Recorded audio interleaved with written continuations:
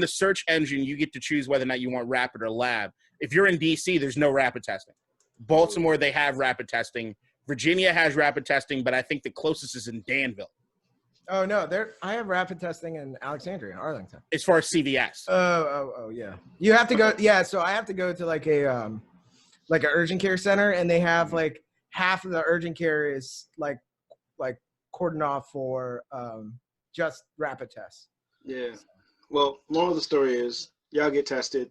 If you don't feel well, skip this Thanksgiving. It ain't worth it. At least you'll have another one next year. So there's a line going around online. I wish I could remember. It's stay up. Was it something about Christmas? Have a Zoom Thanksgiving to avoid an ICU Christmas. Yeah, it's good. I like that. And that's the thing is like, even if you're feeling good, if you can, you may not even get to ICU. But that's the thing. If you can, just stay home. It's not worth it. It's not worth it this time around. It's just not going to be like it's hard right now. Like it's hard to convince anybody not to at least do some sort of small get together. But if you look at the numbers and you see like just the percentages of what we know, and that's just what we know compared to what we don't know, it's scary, man. It's really, really scary. And you're starting to see a lot more people that are in their 20s and 30s with no underlying conditions getting really fucked up. Yep. Hold on. I'm not sure you counted this right. Who? Count us down.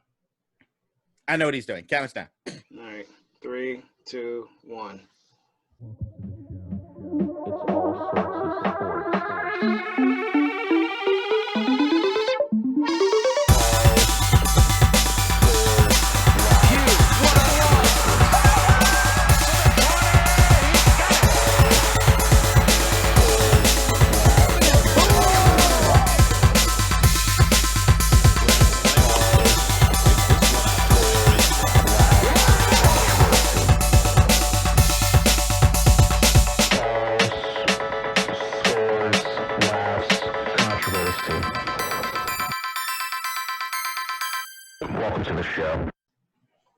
Welcome back to All Sorts of Sports, episode 36, the Jerome Bettis episode, The Bus. I am one of my heroes. Say Ricky Henderson, Yogi Berra, Tony Esposito. My favorite 336s. Sean Taylor's rookie jersey. Jesus. But yes. No, but Jerome Bettis was a player that I remember being fat like me, and he had asthma like me, and he just made it like cool and he always said that asthma is not an excuse. And it was something I lived by. It was like, asthma cannot be an excuse for getting shit done. So like anytime that I was like out of breath, dying on the side of something, I was like, no, you got asthma? Yeah, but it's not an excuse. It was always the bus that had me. So he was like your hero. Sort of. He was kind of my hero. Cool. That's lit. All right. Well, we're going to start with NBA today because we got a lot of football shit to get to. NBA free agency is happening. So some big deals already went down. Jason Tatum went to the Celtics. Hayward went to the Hornets. Bam stayed with the Heat. And Donovan Mitchell stayed with the Jazz. Donovan Mitchell got a bag. He should have left. I mean, not for that kind of money. I don't care. You're crazy. You don't want to be in Utah. Don't you, though? No, you don't. I mean, I think the team is improving, but no, I don't want to live in Utah. That and, like, the fans are terrible. I'd rather not. Yeah. I don't know anything about Utah other than, like, well, Mitt look Romney at every time a NBA player had an issue with the fan where they were saying, like, the fan was saying some racist shit. It was in Utah.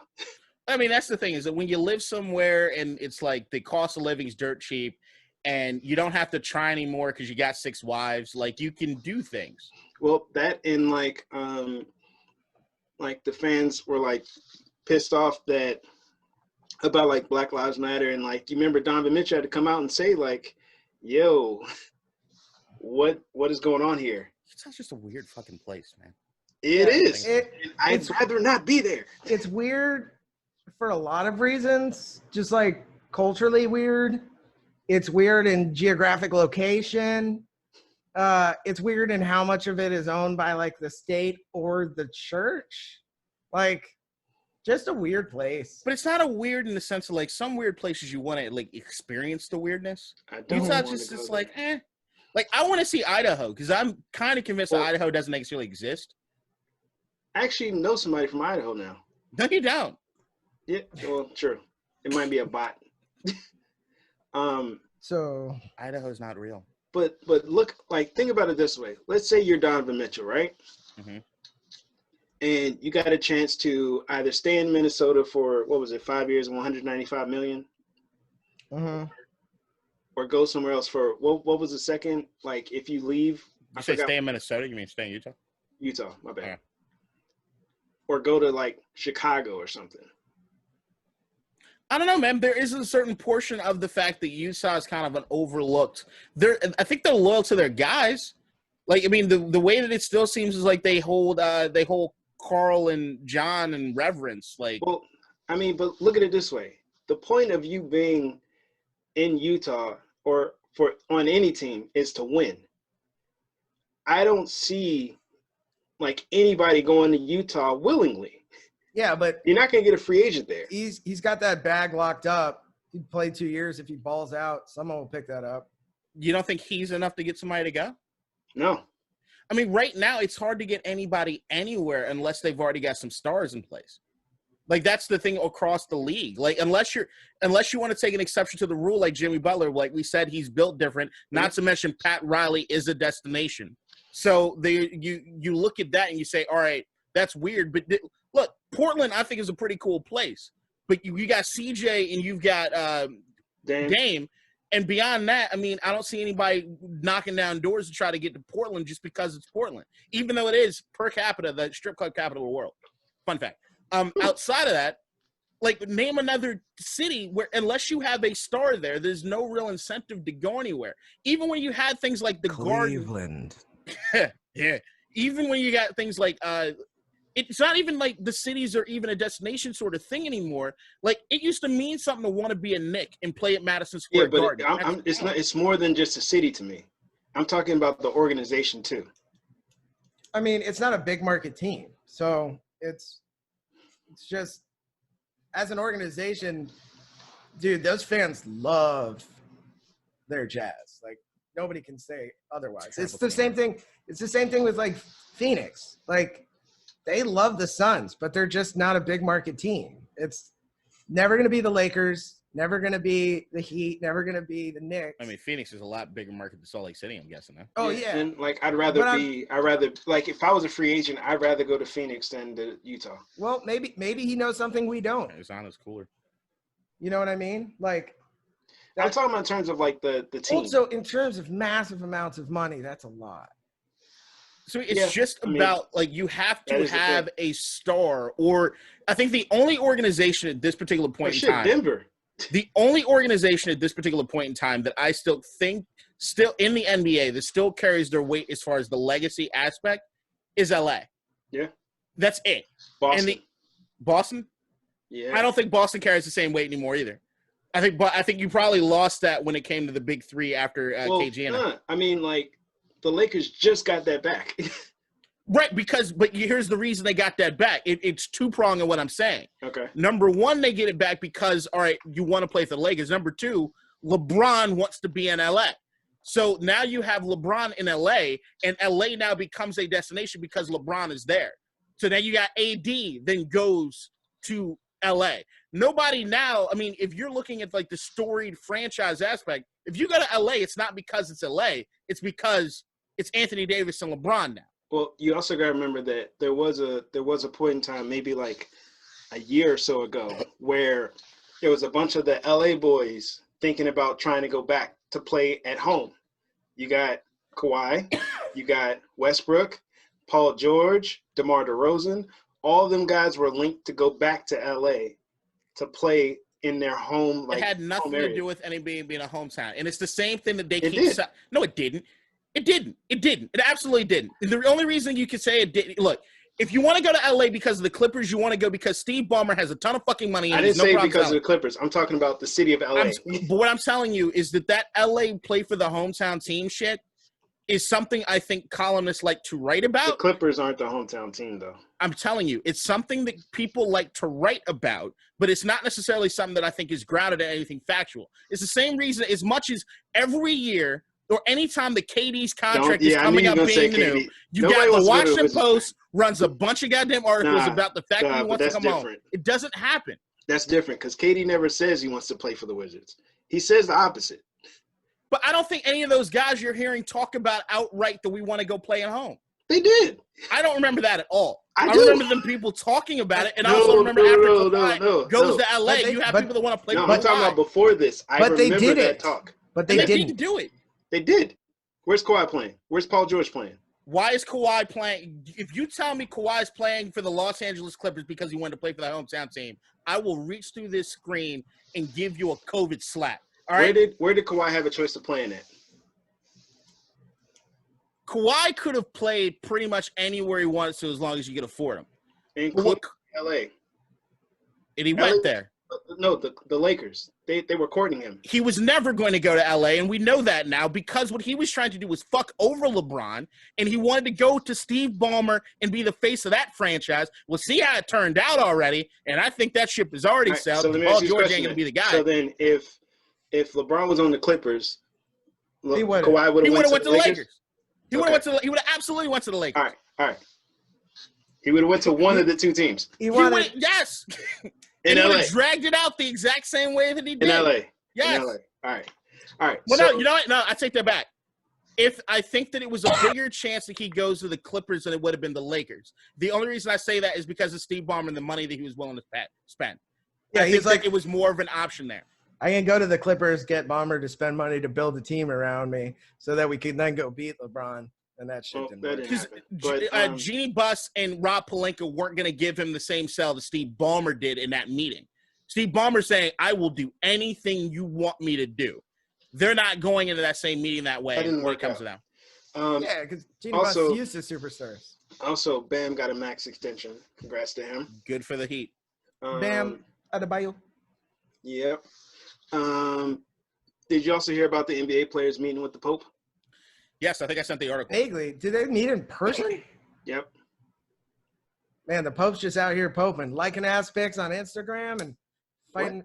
Yeah, they're doing an investigation on that. Still depending on the results. He liked the Instagram The Pope post. himself does not run his account. There's a team of people that run the account, and they liked some big booty IG. Guys, what? How did we go from the Pope meeting with NBA players to talk social injustice to him liking ass pics? Come on. Because that ass was awesome. It was a girl in a Catholic school media uniform. Social injustices. You see what I'm saying? You got to Easy understand transition. the social aspect of it, you know? I the social. The Ryan joke right there. I hate you all. But, here's what the NBA players getting to a position to meet with the Pope at the Vatican, wherever they met him. Yeah. Speaks to me as far as, like, we talked time and time again about what it would be as far as the best course of action for the NBA players to bring awareness to the cause.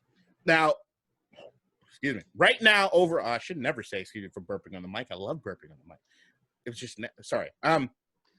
Taste Chinese food. Look, right now, if you look on social media or anything, it feels as though the Black Lives Matter movement has kind of trickled down. When it comes to COVID, when it came to the election, when it came to Donald Trump not conceding the election, it doesn't feel as though it's been in the forefront as other things have been. Like, there's news about Breonna Taylor as far as the grand jury info that came out last week that hasn't been making the runs on social media like other things have been. But to hear that the Pope is going to keep this thing going, I don't care what you believe about the Pope. I don't care what it is your religious beliefs are. The fact is that the man carries weight in this world. What he says carries a lot of fucking weight. Yep. And the fact that you have NBA players meeting with him about the things that matter to them, that's big. It's a huge moment. And I think it's getting overshadowed. I think and all the players weren't black. Right. I don't think it's going to carry the same weight in America. That was going to be my point. That it does internationally. But because I already see the only person I saw make a big deal out of it was Tony Reali from Around the Horn. And Tony Reali, because he's a very well-known extreme Catholic, in the sense of like he follows this, and he was trying to explain to people like, yo, why aren't more people like, do you guys understand how big this is? So I think it's hard for a lot of Americans to grasp. I think the most Catholics over here are just so riddled with guilt about gay marriage and other things that they don't know how to handle themselves. But Catholic Church and all, I got my own feelings. It is what it is. It is what it is. But I think it falls in the line like when you have like a Lewis Hamilton, which is taking the message in an international standpoint. When you go online and you see John Boyega in London at a square talking about solidarity and we're with you guys. And I think coming out of the Trump administration to a Biden administration will be more globalist and we'll think about things in a more global sense. I love this. I absolutely love it. I think the biggest thing to come out of this is if you look at, so there were protests obviously in London, in France, all over the world for Black Lives Matter. And now I think if you look at the super historically Catholic nations, most of all of South America, some Asian nations that didn't have the same, protests or upheaval or call to arms for the Black Lives Matter or just Black people in general. If the Pope gets behind it, that's going to be, I think, an eye-opener. They may not have even really been aware of it, and maybe not because they're not, social media heavy, etc. But once the Pope says it, it's, it becomes a talking point around tables. For example, he said something recently about gay marriage, which, caused a stir in many a household from what I read online. But what he says basically is, to a lot of people, more important than what their president or their leader says. So if the Pope gets behind it, and then you have international superstars getting behind it, it's not going to go away because the Pope's not going anywhere. Yeah. The basketball is not going anywhere. So as long as it stays alive, obviously Trump's been the media 24/7, which has been annoying. I haven't even watched the news. I don't even know what's going on. I heard somebody got appointed to Biden's cabinet. I don't even know. Biden put together basically his entire cabinet. I haven't been paying attention. I did see Janet Yellen. I am a Janet Yellen fan because she went to Yale before Secretary. It got all fucking uppity and ugh. She's our new Treasury Secretary. Very down to earth. Yale used to be a bastion of knowledge and free thinking, and then George Bush went there. And now it's just trash. Anyway, sorry to anybody that went to Yale. You can DM me or something. But I'm hopeful that the international message. I'm hopeful that the international message behind Black Lives Matter does more, because a lot of times when you're on Twitter, it's a global thing, right? Like, of course, Twitter can trend based on geolocation, but like when things are really trending from a worldwide standpoint, it's everybody. You can't really tell where anybody's from when they're just posting shit. Yep. So like if you can get the Pope talking about the stuff and it's more in the conscious of people, a lot of Americans, we just do based on whatever it is we see on social media. So if we can have people internationally start talking about this shit, maybe it gets back into the American zeitgeist just a bit more. Because right now, our attention spans are insanely low just because it's not all our faults, just because of just how much shit is happening every day. Yep. Yeah, I had the longest year ever. I had to turn it off because we gotta move. Yeah. Oh, wait. Although I will have to say, if you ever see somebody Scottish tweet, they're from fucking Scotland. I need to figure that out. I don't know how that went with anything we were talking about. But no, he says like if somebody tweets, you might not know where they are in the world. Okay, the Scottish person tweets, I read one word, I'm like, oh, they're fucking Scottish. Well, did you know there was a famous Swedish person that tweeted today? A Swede? Yep. He goes by the name of Zlatan. How sweet of him. Ibrahimović. Oh, how sweet from the Swede. Yeah, so Zlatan and is Gareth this a soccer Bale, guy? Because I can't pronounce his name. Yeah. Got it. But this is a global issue. Yeah. Oh. So Zlatan tweeted Slavery discussing the fact that he didn't give FIFA permission to use his likeness or anything like that to make money off of him, and he was like, "Wait, I didn't know that they were able to do this." And then Gareth Bale, who's Welsh, was like, "Hey, Zlatan, I didn't know about this either." And then it's like it's time to investigate. Number one, I think that's all agent speak. It seems Probably. a little like bullshit because because Ronaldo wasn't in the Hold on. entirety of that Hold team on. wasn't in the last FIFA. Hold on. No, Ronaldo wasn't in FIFA. Juve, the team wasn't in it. But Zlatan has a photo of him celebrating his Player of the Month card, like a couple years ago back. Like him, like holding the card, like cheesing, because that's what like whenever you get like a Player of the Month card, like they give you the card and then like you hold it, you smile, and then they post the photo. So he knew about all this shit. It all came out when someone like leaked that David Beckham got 40 million to appear in FIFA 21, this FIFA. Wait, is it 40 million just for the year? Yeah, 40 million euros. Hey, so his card is gonna be dropped into everybody's accounts. That's like a legacy thing, right? It's like a historic player sort of thing. Yeah, he's retired. Is Zlatan or whatever still active? Yeah, he's still playing. And fuck would he get 40 million? Ridiculous. He's ridiculously good at 39. Yeah, ridiculous. But that's Zlatan's ego. No, and I think a lot of it is, and I'm not sure contractually who's obligated to what, but once you open Pandora's box and give, David Beckham 40 million euros. Well, he wasn't in the game because he signed a contract with Pez before, I believe. Okay, and I don't. He was with Pez. He has candy company. No, PES. I like their dispensers. Me too. You can put a lot of things in there. Guys. Zannies. But maybe they looked at their contract as like, we're not contractually obligated to appear in, a FIFA game. And that's totally possible. I know people miss shit all the time in contracts. And that's just a big thing to miss. What, two players? Gareth Bale, who wasn't really playing, and Zlatan, who at the time was probably playing in the U.S.? Like, don't you think that would be like an umbrella type thing between FIFA and like EA? I wouldn't be surprised to see them shell out a couple dollars if they forgot. It's usually do soccer players have a union? That's one thing that they tagged. There was they tagged an account that was for like the FIFA players, like it looked like a union type thing. Because that's what when it comes to, they're allowed to unionize, but I think they have like a players association. Well, see, that's like when Madden or NBA or do NBA 2K or EA is doing anything in America, all the negotiations happen with the unions. The same thing that the reason why if you're playing Madden still to this day, Bill Belichick is not in. No. They tagged FIFA Pro, which is the description says empowering the world's professional football players since 1965. We have a global network of member unions in 65 countries. Need support? We're ready to help. So they tagged them. So usually when you have a video game company is going to negotiate a flat fee with the players union that then gets distributed amongst the players or the union itself.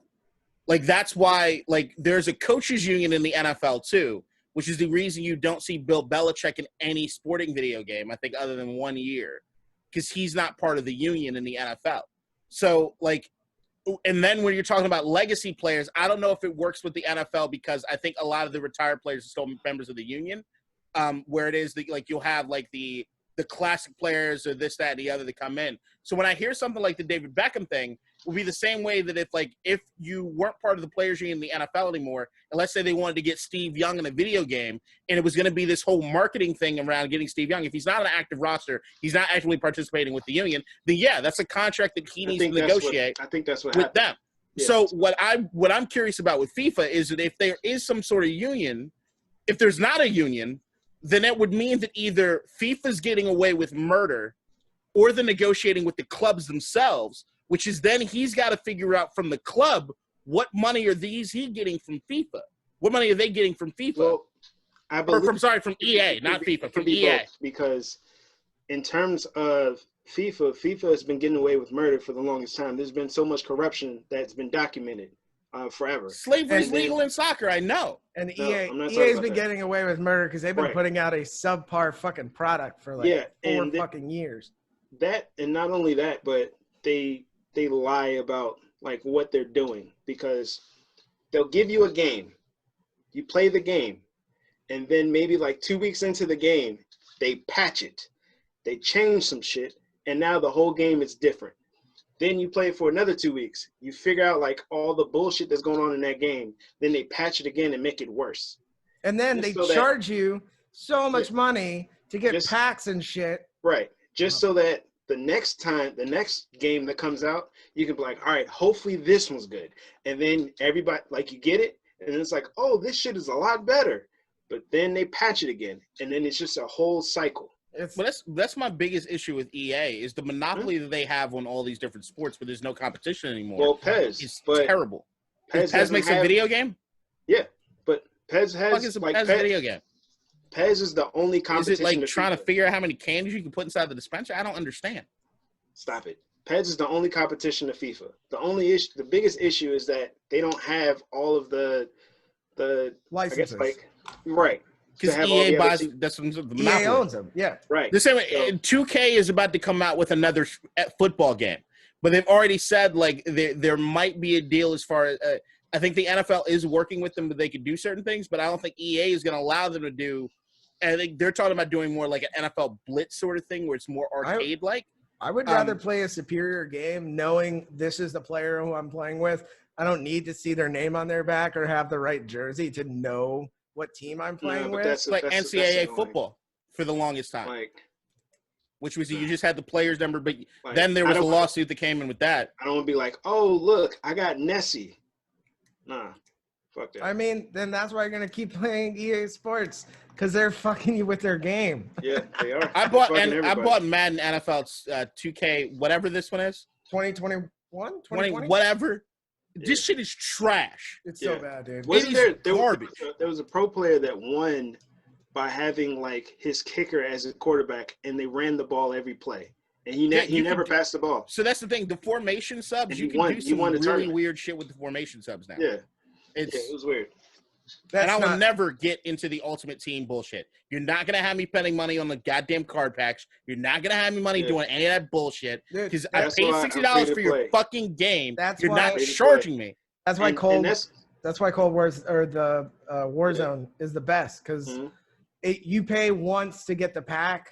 It's like $9, and then it allows you to accumulate enough coins or whatever to get it the next time there's a new season. So you never have to pay again, and the game's free to begin with. Yeah. And that's why I'm free to play on FIFA. But yeah, it is what it is. It all right. So moving from one football to another. Purple Walrus. Now, moving from an inferior football to the superior football. Not like when you think about it, like soccer really should be called football. Hand egg. Yeah. But it's an American institution to call things what we want to call them. Ask the Indians what Christopher Columbus thought. Hey, this is not India, but you guys are going to be Indians now. And it's just going to stick. Same thing with football. You barely use your foot, but you know what? Fuck them assholes that don't live here. We're going to call it football. I saw it's the American way. Here's a tweet that I found very funny. I think you'll find it funny too. America is celebrating Thanksgiving by spreading disease. It's actually an incredibly accurate way to honor the holiday. Yeah. So fuck Columbus, by the way, if I haven't said that already today. Do you say it every day? Yeah. Is it like a morning mantra? I don't see why not, because fuck them. Brushing your teeth. Fuck Columbus. Yep. James, fuck Columbus Ferguson. Mm-hmm. You should stay away from a lot of areas in New Jersey. I know you live close. I don't care. I'm going to say fuck Columbus too. Okay. I have a fast car. I can drive. Don't go then get a sandwich afterwards. There's a deli shop called Satrial's. Yeah, you don't want to go there. You don't want to go to Satrial. Fuck Columbus. Anybody with an I at the ending of their name, just steer clear. So moving on to the news that broke today. This was very TMZ-ish, and fuck them too. Yeah, fuck TMZ. Fuck TMZ. So the first report we got was that Cowboys coach Marcus Paul had passed away. Former Syracuse coach. That was not the first report that I got. Oh, that was the first one I got, saying like the Cowboys canceled practice. I sent it to the group message. I did do that. No, So I was looking at it before. No, same here. But the thing is that early on this morning, or when you guys watch this, if you watch on the day we upload, early yesterday, was there was reports that started coming out that there were emergency services were going to the practice facility, whatever, for the Cowboys. And it was like but nobody knew what was happening. They just said that the coaches were extremely sad and everybody was very emotional, and that there were emergency responders there at the facility. So that happened, and there was maybe an hour to 2 hour gap. Because, like, I was on Twitter continuously, like, typing in Cowboys in Dallas to see if anybody else was talking about it. But there was, like, nothing that got caught up. And then I guess what's his name? Mike McAllister. Is that Mike McAllister, the reporter? Mm-hmm. All right, whatever. He gets a text message from Marcus Paul, who's a strength coach, I think, for the Cowboys. Coach, yep. He gets a text apparently from this guy who says basically Marcus Paul has passed away. So he goes with that, thinking that that's a reliable source, throws it up on Twitter, and it spreads like wildfire to the point where I even think I saw a Cowboys player say something on Twitter about it. Where everybody's like, rest in peace, this guy, and there's this he's trending on Twitter, all kinds of stuff. And that story lasted, as far as him being dead, for like an hour or two. And that's when I first saw it, because almost an hour and a half. I was in line with the dead phone. And then the story comes out. He's still in the hospital. Like, it's not – still don't know which way it's going to go. Prayers, hopes, thoughts, and everything towards this guy. I hope he makes it out. Look, fuck the Cowboys, but I'm not wishing death upon any man. Right. I really hope he recovers. Former Syracuse coach. Just let's call him that. The former Syracuse coach. All right, that makes it safer for me. Human being. A human being, yeah. But, it's one of those things where, like, if I'm a reporter and you're looking at trying to get reliable sources, right, everybody has their own criteria as far as getting it. If I put out something from a text that I get from somebody that's supposed to be close to this person, and it gets co-signed by a player of the organization itself, I think I was golden. So I think it's one of those things where today's society, especially because of the asshole that's still currently in the White House and things that led up to him, I think in the TMZ-ification of everything. Yeah, people want the info quick. Well, you gotta be first. I want to take a step back. There's a difference between a person trying to just get it out first and it being fake news compared to a journalist making a mistake. And I think that there needs to be a delineation between the two. Mm-hmm. I think that you can make an honest mistake. I think that if you're trying to go and source things correctly, you can make a mistake. Yeah. I just want that not to be the thing that we get out of here is like, all right, well, they fucking jumped the gun and it was bullshit. Like, there were people that you would think would be in the know because they're around these guys that were co-signing it happening. Yeah, I mean, so I can only assume that the source that he had was near or very close.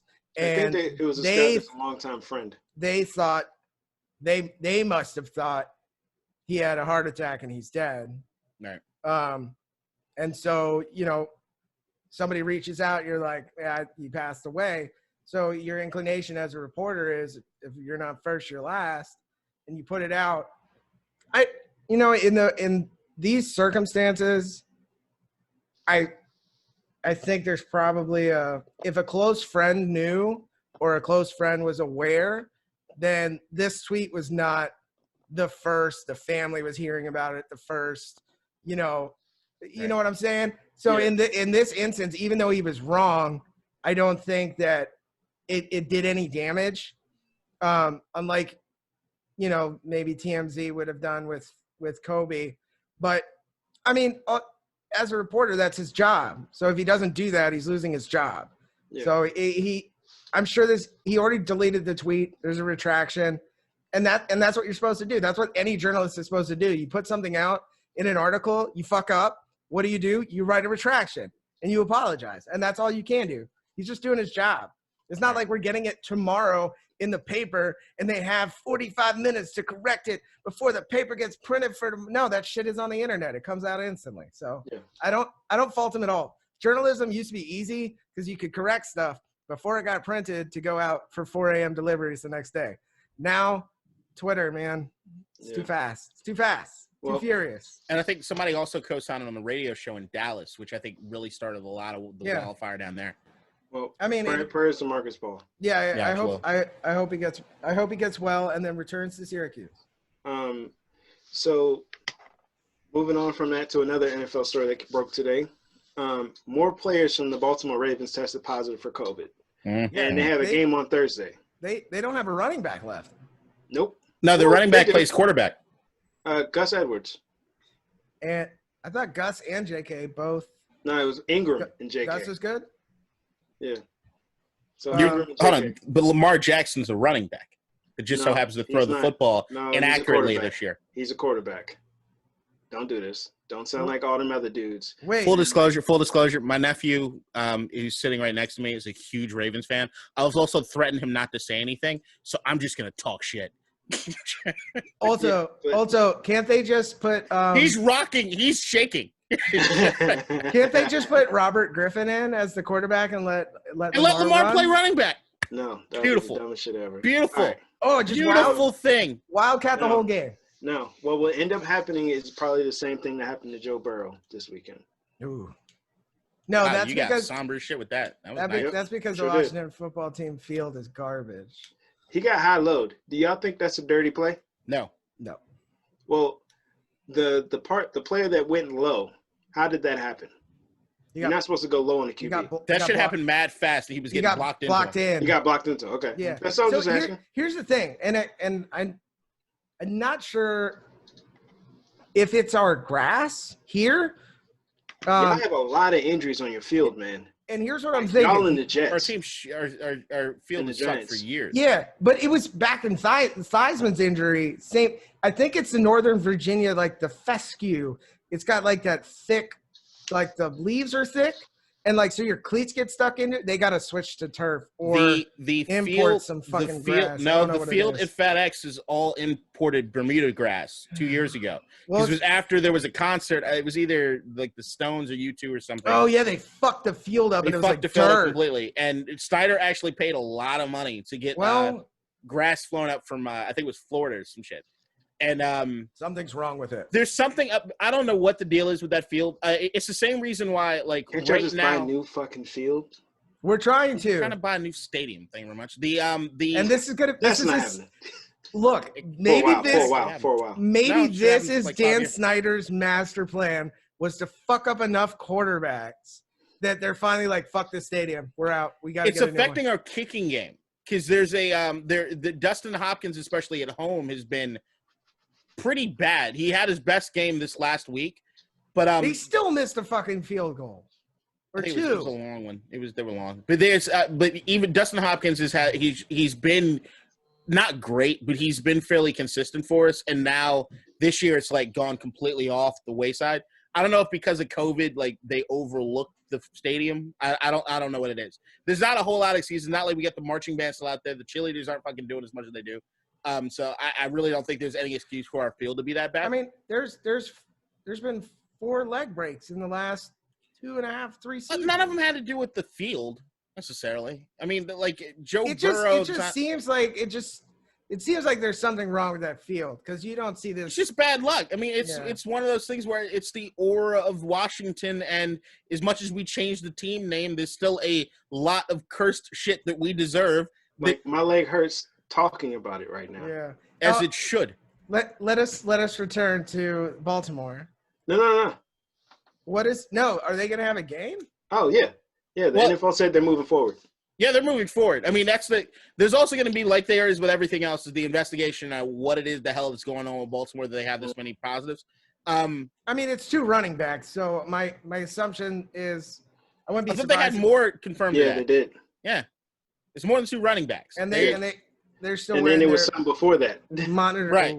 Baltimore's looking like the Vegas of the East right now. I'm hoping they didn't do anything as egregious as that shitty team, but I don't know. I live here, and I'm kind of hoping the Ravens aren't out here just fucking spreading shit. Also, this area is exploding with COVID. So I also did get an invitation for a squirt contest at a club down in Baltimore in a few weeks, which just shows me that some things are not being taken seriously in Baltimore anymore. And yeah. You're going through, aren't you? No, it's going just because of COVID. It's going super sideways. Had the girlfriend? She probably want to go. Wow. Babe, let's wear ponchos. No, oh my God. All right. So this is squirt guns, everybody. Squirt guns. Yes. Yeah. Yes, nephew. Squirt guns. I forgot he was there. Tell him to bring his poncho. And bring a sponge. Whoa. That's illegal. A sponge? You can't take nothing else. You can't take nothing out with you that's not already in you. You know what I'm saying? Open wide. All right. So, Jesus. Can you imagine explaining to somebody that that's how you got COVID? No. Her nasty juices in the air. He just typed up on the computer to show to me. I'm confused. Good. So that means he's a good young man. He's a good kid. He's a good kid. So am I a young man about a lot of things. We got 3 topics left. All right. One of them you're going to be wrong about, Kadeen. The other one you're going to be right about. We're not going to spend a lot of time on it, but got. Okay. The first thing we're going to talk about is. First of all, Joe Burrow, get well. That was really shitty. Yeah, it sucked. I mean, seeing the Ohio State guys from our team really in the solidarity that they had there with him was A+. And I went back and watched a bunch of film after he went down. He may be the most accurate quarterback in terms of just raw talent and accuracy that I've ever seen. That throw that he made where he wasn't looking and just turned around and chucked it towards the very boundaries of the end zone. No, if you look at his accuracy in college and in the NFL, he is insanely accurate. Like a solid quarterback, and they'll get around it. And I hope he recovers fully. Drops are usually things that hit quarterback them in the hands. Yeah, that's crazy. All right, he's insanely good. So he's not young. Next season, I hope he's back. I hope. No, he probably won't be. Next season, I hope he's back. He's 20. That shit heals faster or something. Scary Terry versus Jerry Rice. Kadeen. Yeah, I'm gonna sit this one out. Yep. You sent a post saying comparing Terry's first season and a half to 24 career games. Okay. Terry McLaurin has 1,790 yards compared to Jerry Rice's 1,757 yards. And that's all I posted. What were you trying to accomplish from that post? It's a hell of an accomplishment. Okay. And that was it? Well, it's a hell of an accomplishment, and I just think it's something that people need to understand the full breadth of.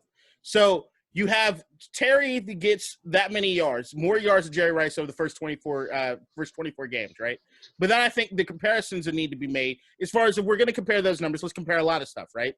So let's say Jerry Rice during those first 2 years of his career, or I think to get to 24 games is probably first 2 or 3 years, roughly. Yeah, because he played 5 games the first. Right. So to look at that, you say that he played solely with Joe Montana, and I think everybody's of the idea that Deion. Yeah, everybody's of the idea that Joe Montana is a top 10. Everyone has Joe Montana in the top 10. Some people would say even top 5. Some people still say number 1. I think those people are crazy, but yeah, regardless. You got Sammy Baugh. But Terry McLaurin didn't play with Sammy Baugh, but Terry McLaurin did play with Dwayne Haskins, Case Keenum, Colt McCoy, Kyle Allen, and Alex Smith, sans almost losing his leg. I think you also can compare that Jerry Rice had Bill Walsh, Hall of Fame coach, and his famous West Coast offense, in which there are so many disciples across the league from. Compared to even one of those disciples, more Eric Coryell, but to a certain degree, Joe Gibbs. Then you have Terry McLaurin learned under the offensive tutelage of Jay Gruden, the lesser of the Gruden brothers, you might know him as, the greatest arena football quarterback of all time. And Scott Turner, who's Norv Turner's son, who had a browbeating offense in Carolina. That was a little bit of sarcasm. And now is the offense coordinator here in Washington, with a cast of characters that can only be described as below mediocre. And then you have, if we're looking at those castmates, you've got Jerry Rice, if we're looking at other targets or other people that took away some of those targets or took away some of that pressure from him. You had And Roger targets. Craig. You had targets. Well, here's the thing. It's far and targets as well. I'll give you that. But you have Roger Craig, who was probably one of the greatest receiving running backs of all time. Yep. You have Dwight Clark, who's known as the guy who's caught the catch, right? Yep. Then you have James. Can you name 2 other receivers for Washington over the last 2 years? You took too long. Exactly. Paul Richardson. Okay. From That's Seattle. known as being a bum in Seattle. Yeah. And Logan Thomas. How about you break down to me a little bit about Logan Thomas? Logan Thomas Logan is not Thomas, your Virginia best Tech, right? Oh, no. Who's our best second leading receiver on our screen? Can you tell me a little bit about Logan Thomas? He's Ryan, second leading receiver? did he start at tight end, sir? He was a football quarterback. Oh. Yeah, Jordan Reed too, right? No. Well, Jordan Reed. Well, he was hurt. Jordan Reed's been gone since. Okay. Jordan Reed's basically been dead, and he got resurrected in San Francisco for a little bit before he died again. So, Agreed. Like, we have McKissick. You're not saying anything that's inaccurate, Kadeem. I know I'm not. My question all I'm saying is like what a Fox the News, fuck like a are Fox, you trying to say? like a Fox News anchor. What I'm saying is I'm laying out the facts, and I'm saying, that's something to think about. Hey, he's putting up. What is what? He is putting what up. are we trying to think about here? He is putting up Hall of Fame numbers. If we look at Jerry Rice's numbers, he's putting up Hall of Fame numbers. No. But here's another thing I'll say is that right now I think that what James is suffering from is this want and desire from a lot of people that when you hear a person's name, you're going to do anything you can to defend him. Even though I'm not really saying anything anti-Jerry Rice. No, I'm asking you what you're trying to say. Whoa. Calm down, man. No. Don't you put words in my mouth and then be mad at me when I ask you a question. Hey. What are you trying to say? Do not be the stereotypical angry black man. It's not becoming of you. Who's the more angry black man out of the two of us? We're bigger than this, James. We're bigger. What did you just do to your nephew? James, we're bigger than this. Come on, man. What did you just yell at him? Don't tear another black man down. Come on. Calm down. It's all right. We're in this together. I love you, man. Kadeem, I'm asking you again. What are you trying to say with this? I'm saying right now, if we're looking at all things in a vacuum, Jerry Rice is the greatest wide receiver and arguably he is one of the greatest football players of all time. You can make the argument and the case that he is the greatest football player of all time. I don't agree with that, but you can make the case.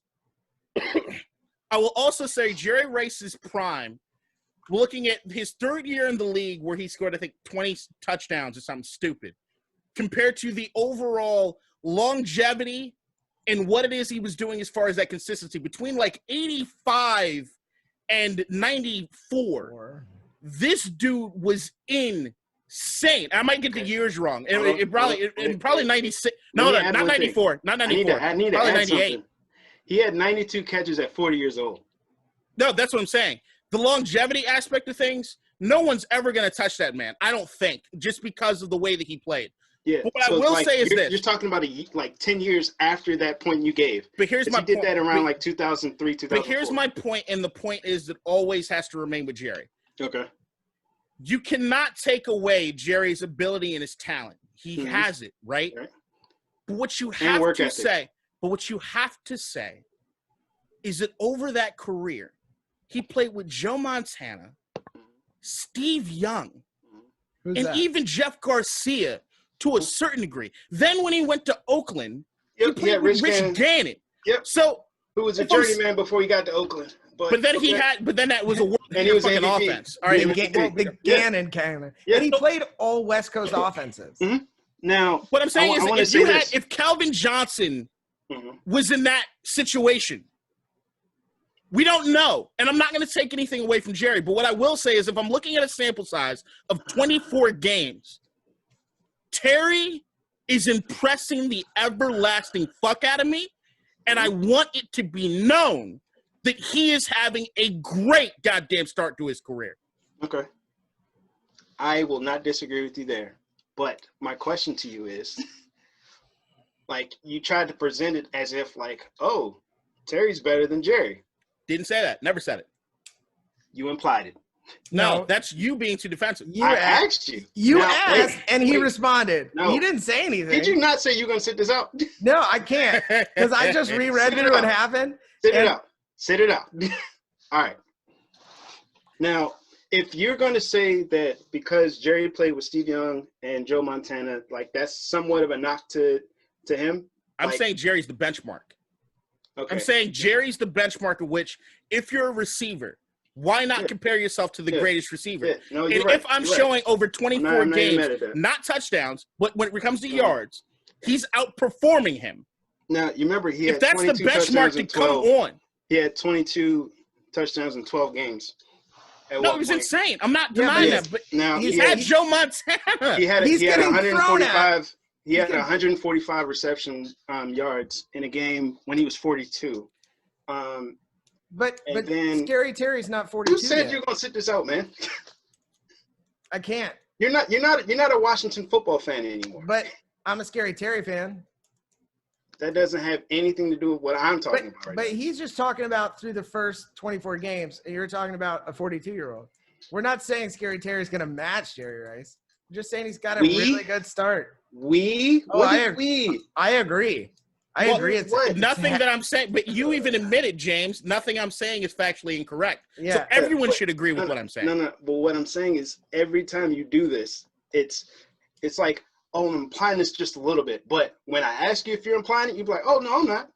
And then you go back and like, yeah, I'm implying it a little bit more. Oh, no, I'm not. Like a Fox News anchor, I'm putting out all the facts and saying, that's bullshit. You sound like fucking Rachel Maddow on MSNBC trying to respond to I don't know any of these people. I know. So stop saying it. I don't know any of these people. But our audience does, and Ryan does when she's laughing. Our audience is like 5 people. They don't know shit either. And that motherfucker thinks Ryan's a dumbass, but whatever. Look, at the end of the day, what I'm saying is that over 24 games. Here's another thing that there's another thing I could say with that. Mm-hmm. That if you thought that I was implying that he was better than Jerry, that image that I sent you, I trimmed it. There's another stat below it. What does it say? As far as the list of receivers that have gotten there in 22 games, Terry McLaurin is 12th.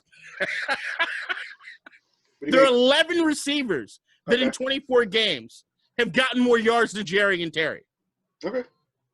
It's not – so what I'm saying is, and if you watch that list of 11, they're not better than Jerry Rice. But if we're looking at Jerry as the benchmark – Terry is having a great start to his career. Now, let me tell you this. Let me ask you this. Mm-hmm. And here's the only thing I want to get from you. Okay. Not knowing what Terry's going to do the rest of his career. Mm-hmm. Knowing that Terry has had a subpar group of quarterbacks throwing him the ball. Would you agree? Mm-hmm. Is there any realm of possibility that he could be greater than Jerry? No. Why not? I think that's an ignorant thing to say. No. Here's what I'm about to tell you.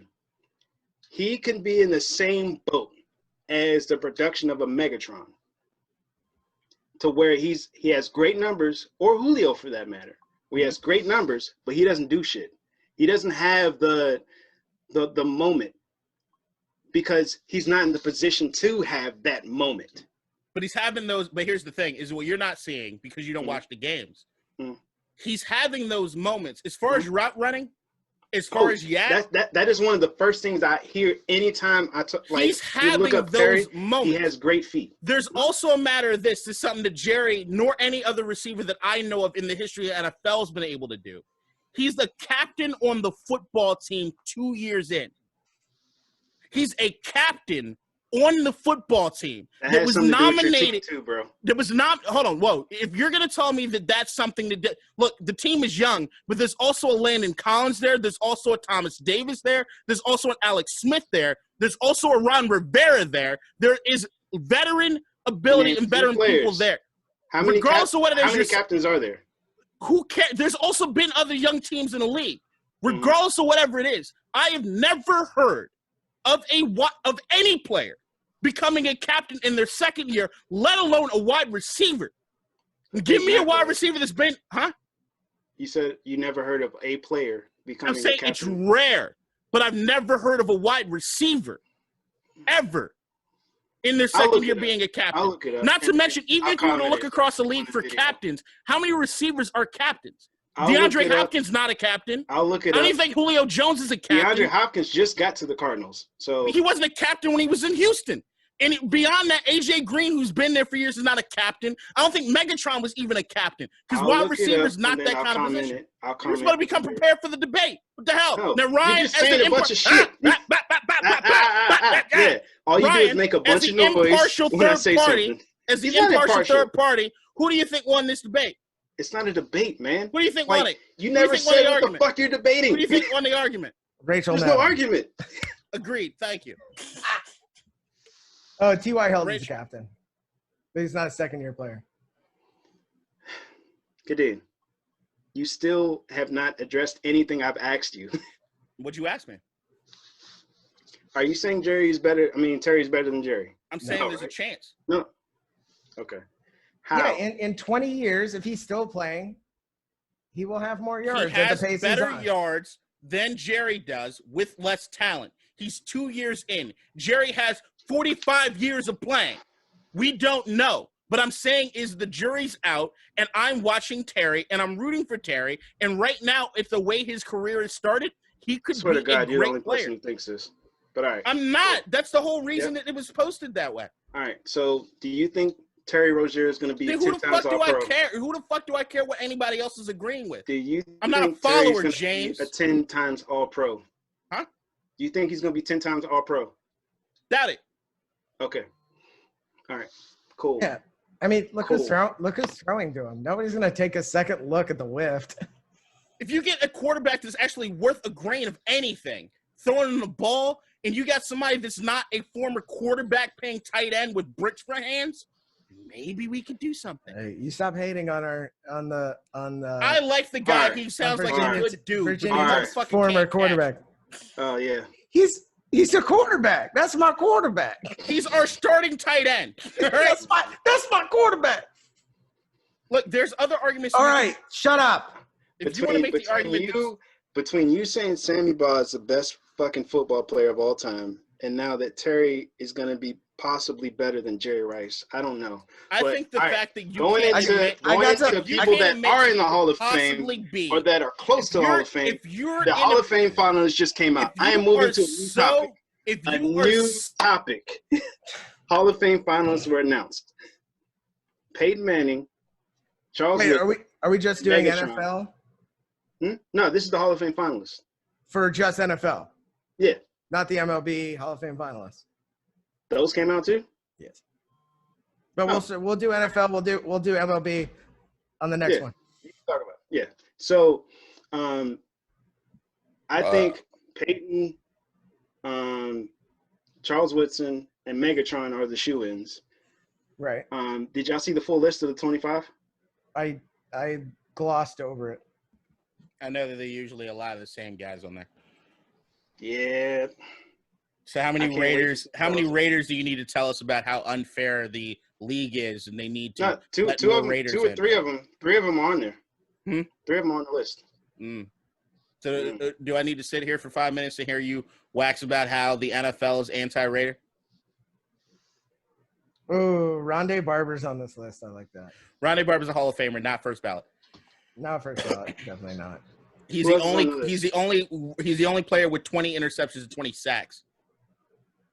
Ooh, Cornelius Bennett. No. I also think Megatron's probably not going to get on this first try. Because he retired early? He retired early, and wide receivers are backing up. Yeah, Reggie Wayne's in before Megatron, I think.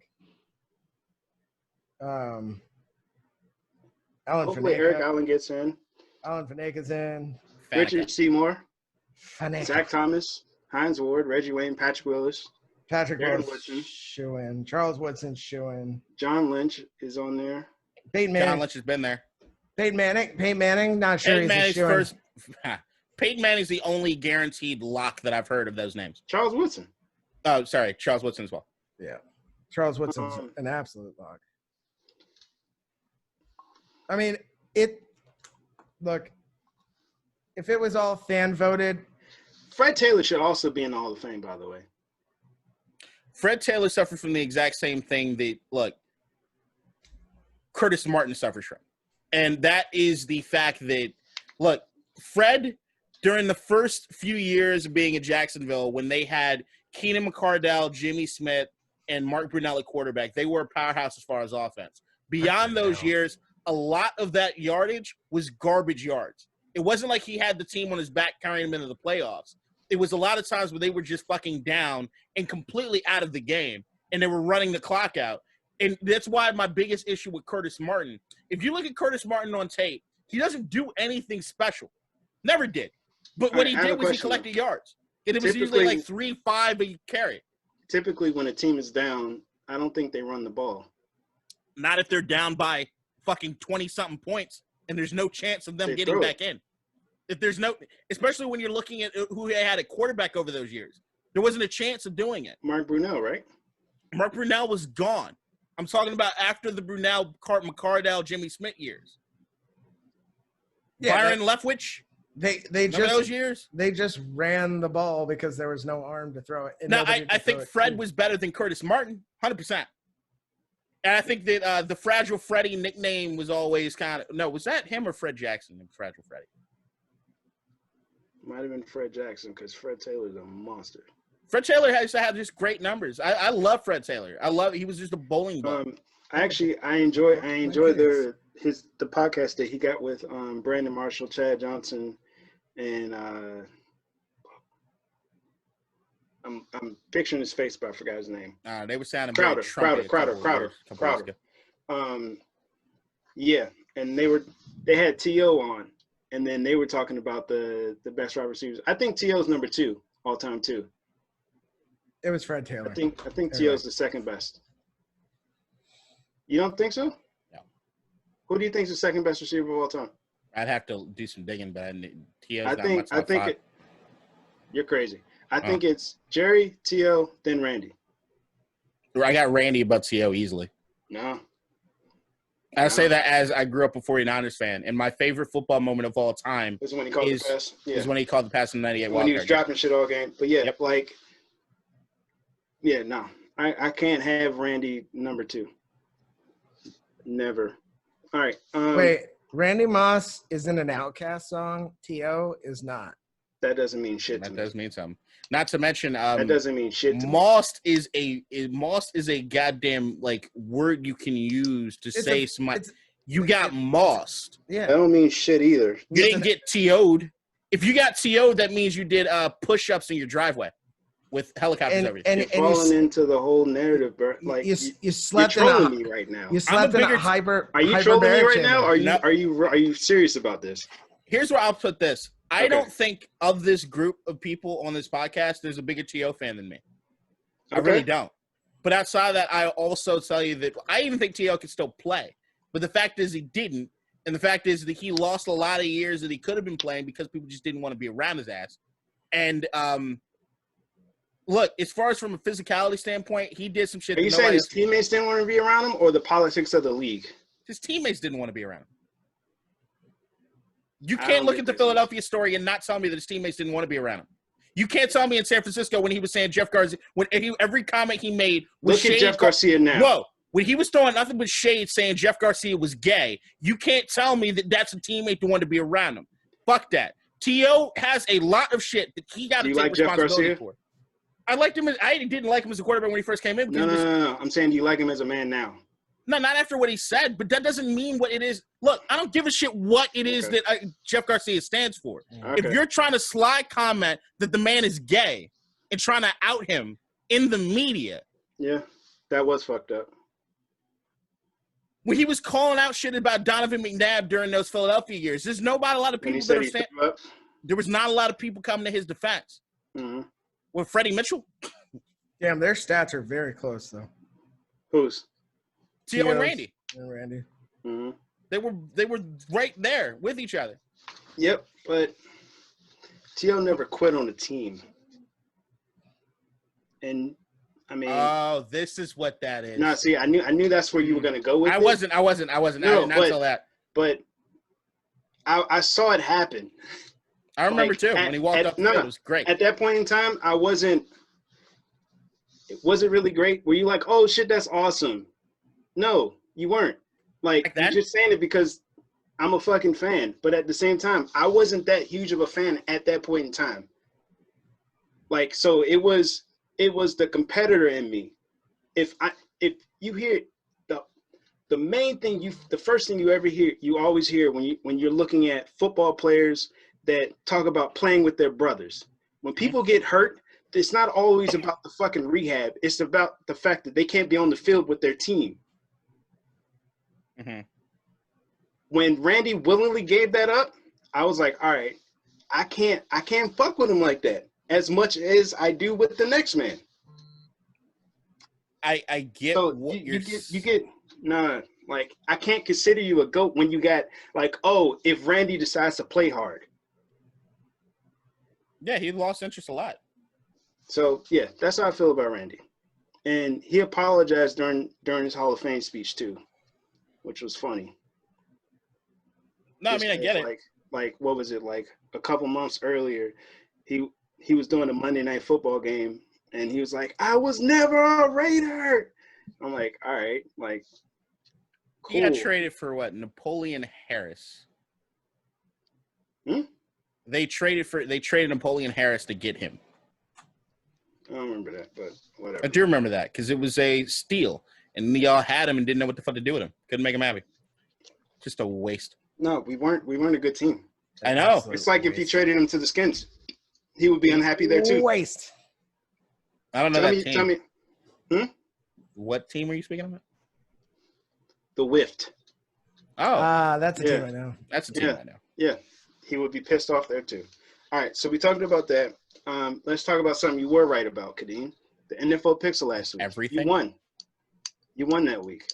You had 8 right. Ryan had 7, and I had 5. That might have been my worst performance. That's week in, week out for me. I'm just happy to be here, folks. Oh, another thing that we never got to, but no, I'll say that for my final thoughts. All right. So let's look at the games this week. Currently, are we recapping anything that happened last week, or are we going too long already? We can. I mean, let's each pick one game. So, what one game did you want to talk about from last week? Washington's defense looks good again, which is great. Beyond that, I actually Tampa Bay and Tom is I didn't pick them to win. And I'm kind of worried about him a bit. He didn't look good. His arm looks old. And what it is they were saying as far as Bruce Arians, I think, was talking about the fact that during practice, he knows he's reading the defenses perfectly in practice, but it doesn't look like it's translating on the field the same way. And I've never heard anybody with the gall to say that about Tom Brady. How dare they? And for that That's to Bruce. be the case. Bruce is a straight shooter. Bruce is a straight shooter. I still can't believe that they have Antonio Brown, who's looking fairly decent. They do need a running back that can catch a football, though. Yeah, Leonard Brojo Fournette. should. Leonard Fournette. The amount of drops that are out that backfield, they're not doing it at all. So you want to talk about the Bucks? All right, Ryan, you go. I don't know what I was more surprised about this week. How good the Raiders looked against the Chiefs, or how good Dallas looked with Andy Dalton. I think I'm more surprised about Dallas. Okay. Or am I not surprised about Dallas? You're not surprised about Dallas because that offense is talented as fuck. All you have to do is be a competent quarterback and not name Ben DiNucci from JMU. Hey, don't talk shit about Ben. No, I picked a lot of the upsets this week because they had to come eventually. I think Titans over the Ravens was a little surprising. Although you give Derrick Henry the ball in overtime and give him a gap. The part that was surprising was like the Ravens didn't want to tackle. No, they couldn't tackle. That is 2 times that we've seen Derrick Henry breaks the Ravens. Yeah. Ask Earl Thomas, who's sitting at home trying to figure out what happened to his career because Derrick Henry cock-slapped all over him. Like, Dude, he outran everybody.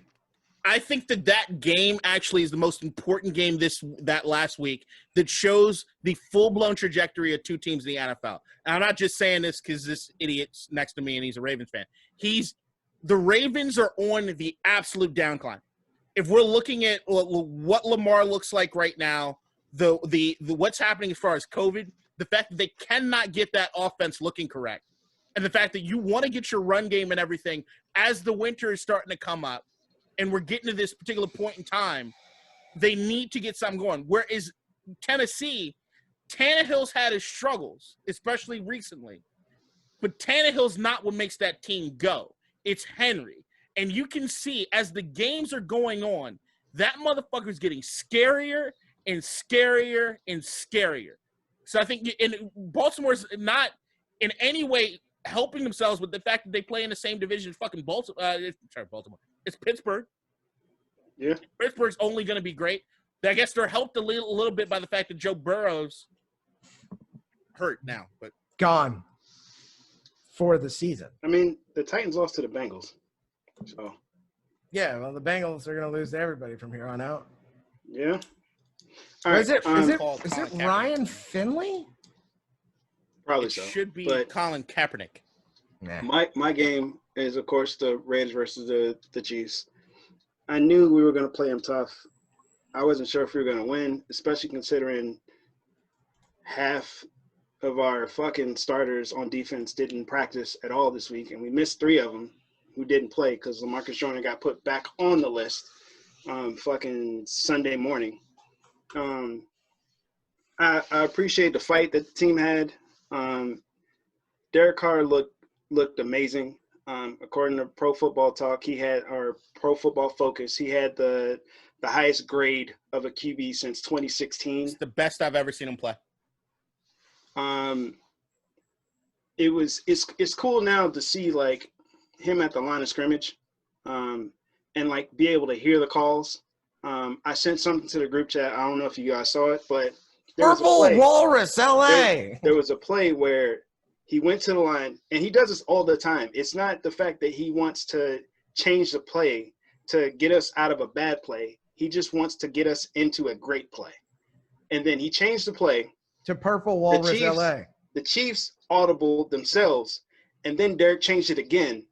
And then it was on the 3rd down. We got a first down, like across the middle of Hunter Renfrow. Purple Walrus, LA. To think that he's doing that without 1, 2. So our starting left guard and our starting right tackle are both out. And we got, what was it? Our 4th string tackle playing, and they didn't have any sacks yesterday. He was getting that ball out fast, though. That audible was into a play where the ball was out of his hand in a second and a half. No, but it was just more than that. He was holding the ball too. Like he had a couple plays where he held the ball for like 2 to 3 seconds, and he still didn't get hit. And it's not like the Chiefs don't have a rush at all. They got Frank Clark over there. Yeah, I mean, Colton Miller did his shit. They look very good. The Raiders know how to play the Chiefs. Beyond that, the Chiefs are trending upward. And Patrick Mahomes, if there's anything more than 20 seconds on a game clock, and it's a score game, and you're giving him the ball, you're gonna lose. I also have to say something else. Jonathan Abram, you already know what happened, bro. Like they were playing cover 4. You blew the cover. You left your zone to chase Mahomes, but Kwiatkowski was right there to attack Mahomes if he decided to rush, and Kelsey went right behind you. For the touchdown. John Gruden didn't want to say it in the press conference because, like, you're not really supposed to. He said that, yeah.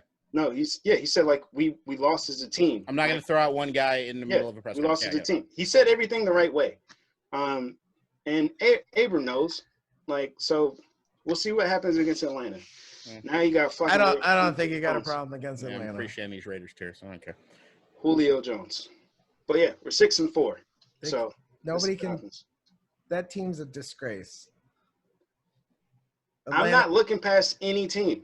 No, me neither. I wouldn't. But I'm sure the Titans looked past the Bengals, and then they lost. Yeah, the Bengals are much more talented than whatever's going on at Atlanta.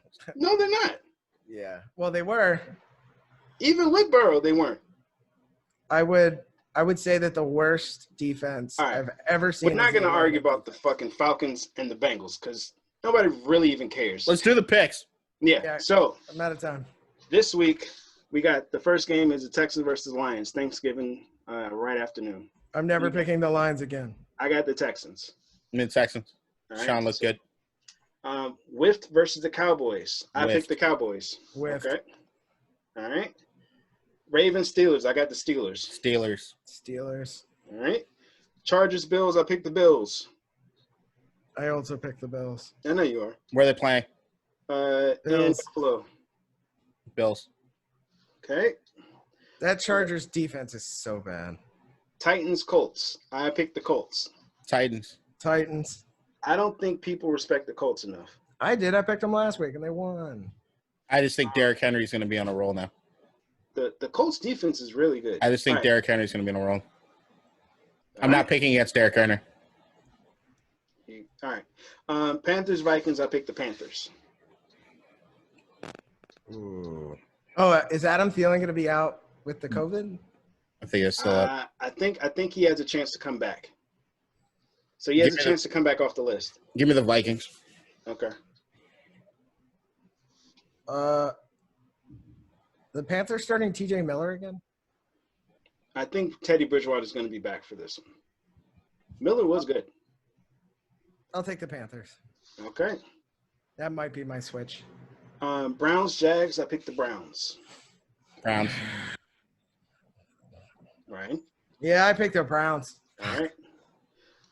Giants, Bengals. I got the Giants. I also have the Giants. Giants. Yep. All right. Cool. Cards, Pats. I picked the Cardinals. Give me the Pats. Okay.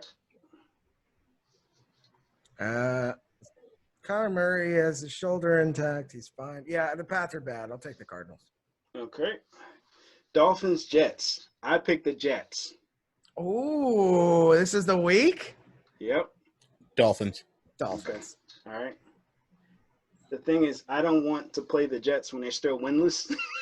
So yeah, you're praying that this is the week? Yes. I feel it. The Raiders, Falcons. I got the Raiders. I'll take the Raiders. Okay. Kadeem? Falcons. Okay. Bounce back game. Saints, Broncos. I picked the Saints.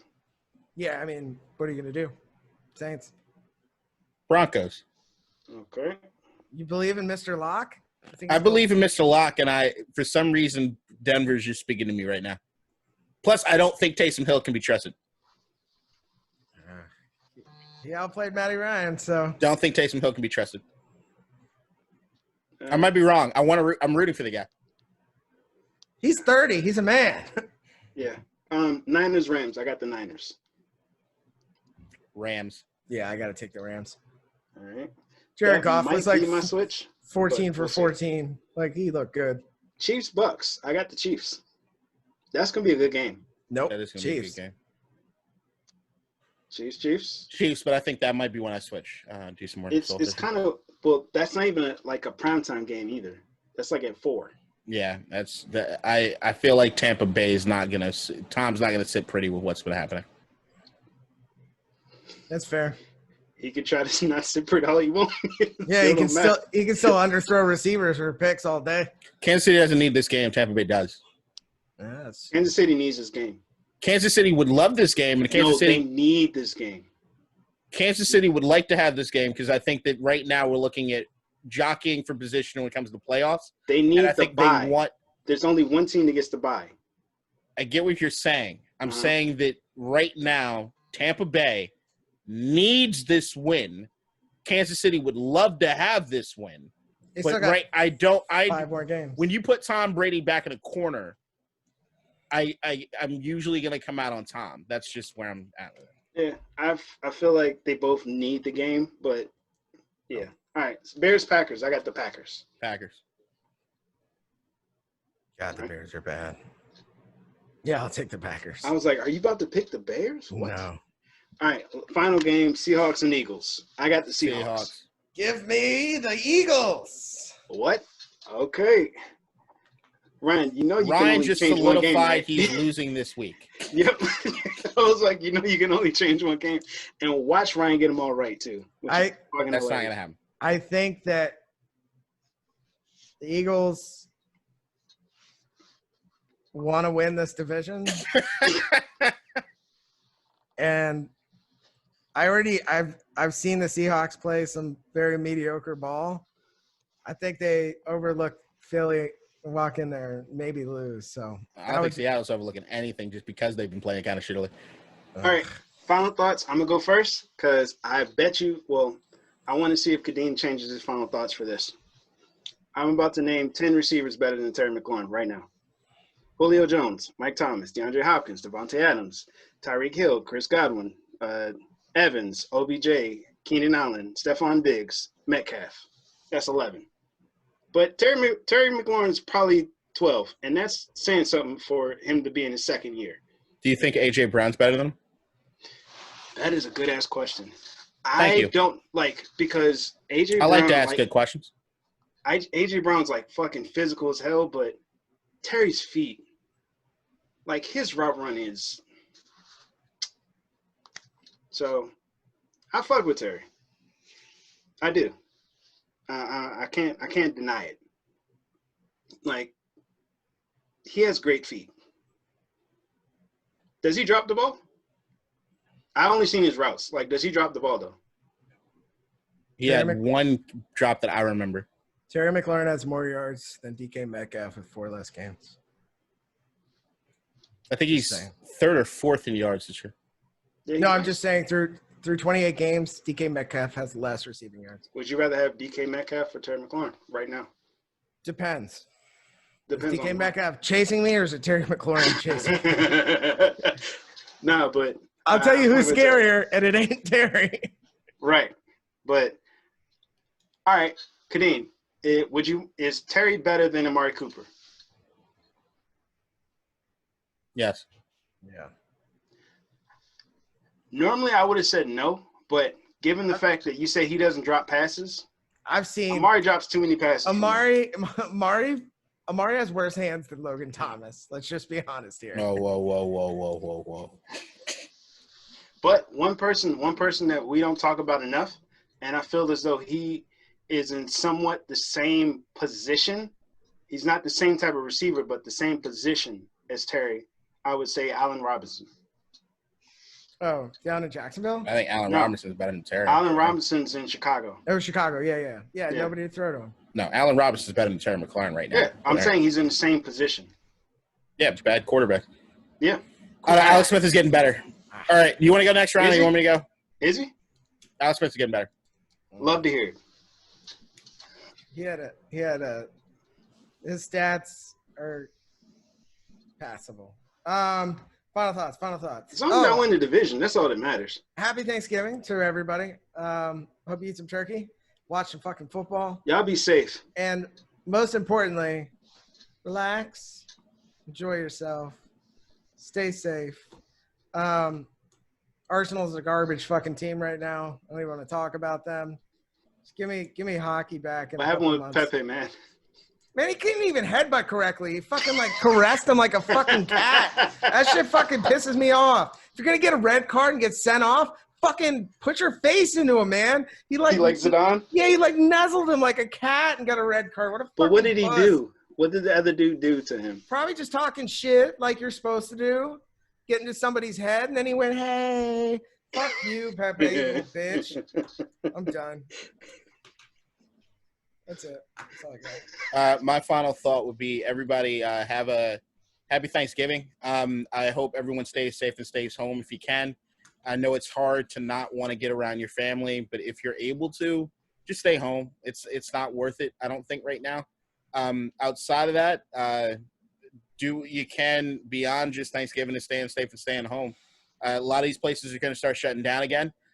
Also, if you could go online and do what you can to help out with the Georgia Senate races, votesafeamerica.com. Outside of that, there's also extendthepua.org, which is it'll tell you what to do as far as contacting your congressmen and women and trying to get more relief, COVID relief passed in Congress to help people when they are staying home, because we're going to hit a few cliffs in a few weeks as far as the unemployment money and the moratoriums on evictions and all that. And one for a cheerier thing, if you're looking to just have a good time, I cannot recommend enough to turn on Netflix and watch the Christmas movie Jingle Jangle. Oh, I heard it's really good. It is an amazing movie. Get high, especially if you can beforehand. It's great. If you're of age, if not. What is it about? It's a Christmas movie. I'm not going to spoil anything, but it's Forrest Whitaker sings, and it's amazing. I can't. It's a Forrest Whitaker Christmas movie that he sings in. Wait. He sings. He lets out a little Idi Amin in one of these things, which is kind of funny. Wait. Does the movie go in multiple directions? Oh no. Oh no. Also, I was actually pretty decent in this guy. His best movie is he plays a ninja in a movie. What the fuck movie? Ghost Dog. Ghost Dog. That shit is my jam. My favorite drinking game of all time is if you watch the movie Street Kings with Keanu Reeves, and anytime you see Forrest Whitaker's upper lip sweat, drink. Yo, and Ghost Dog when he puts the fucking tape over the fucking window at the end. Oh man, I watched that movie so Forrest many times. Whitaker's one of the greatest actors, and he's not revered as much. I mean, he could be Ghost Dog, Samurai. He's in a fucking Netflix Christmas movie, and he's also in Star Wars. And he's in Black Panther. Black Panther. Fucking, and he played a murderous dictator in fucking. The dude's insane. He's incredible. Dude, so I don't know if as my second final thought, my last thought. So Dave Chappelle asked for everybody to stop watching his show on Netflix. Then he called Netflix. He's like, I don't own the rights to Viacom owns the rights to my show. Would you guys mind taking it down? Netflix went, okay. Netflix is one of these companies out here right now that are doing things the right fucking way. Yeah, David got the pull. They also have a ton of money invested in Mr. Chappelle. Yeah. This is why I made a point as far as Jingle Jangle, which is a Netflix movie. There's only one named white character in the movie. Is it a Steve? No, and he was a banker, so he's probably Jewish. No, I'm joking. A Steve. Look, at the end of the day, it's a phenomenal movie, and I think that if you really want to smile and have a good family-oriented time, it's really good. And you can do the Netflix thing where you can all sync up your TVs and watch it. Oh yeah, that'd be awesome. No bullshit. Right. I'm about to watch it, dude. I'm telling you, let me know as soon as you finish. I'm gonna go eat for the first. I have the soundtrack on my phone, and I've been listening to it all day. It's really that good. I love this movie. Oh, and my phone won't get here until December 11th. So I got a cracked screen, and I cut my hands every time. Stop using your phone. Ryan, is there anything you'd like to ask me about? Death Star went boom on Monday night, but it's coming back. It's episode 2. What are we missing here? I feel we're rebuilding it. Can you mute him? He's just talking. No, fuck you. Constantly talking. Is there something you'd like to say? Yeah, the Death Star, it go boom.